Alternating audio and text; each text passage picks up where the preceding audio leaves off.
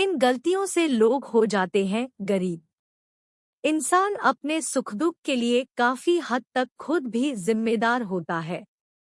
भगवान भले ही आपके भाग्य में धन और सुख लिखकर भेज दे, लेकिन आपकी हर बात पर भगवान नजर रखते हैं और आपके कर्मों के अनुसार भाग्य को बदल भी देते हैं।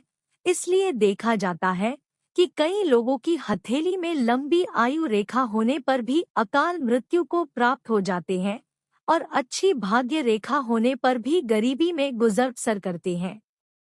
भगवान श्री कृष्ण के मित्र सुदामा भी इस बात के उदाहरण माने जाते हैं, जिन्हें अपनी भूल के कारण अत्यंत गरीबी का सामना करना पड़ा। हालांकि बाद में श्री कृष्ण की कृपा से उनकी गरीबी दूर हो गई।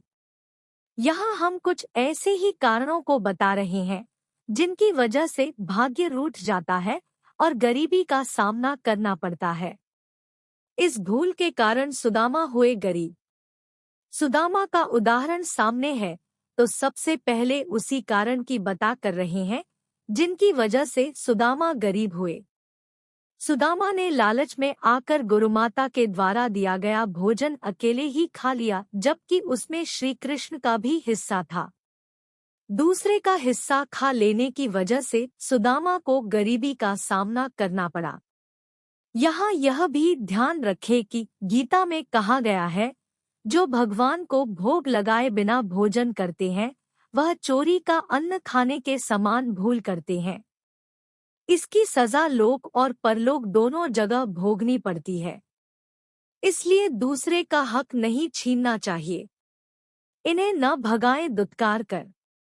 महाभारत के अनुशासन पर्व में कहा गया है, दानेन भोगी भवति, यानी उदारता से भोग प्राप्त होता है।